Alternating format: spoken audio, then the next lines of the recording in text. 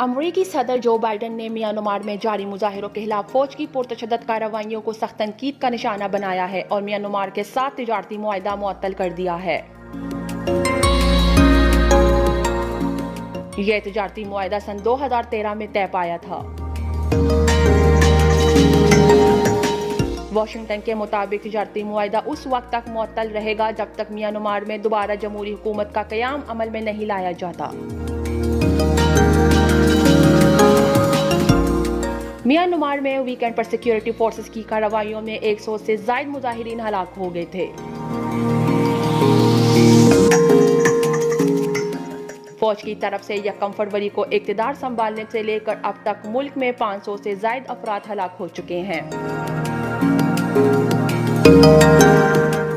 तौशीन, sportsstory.news।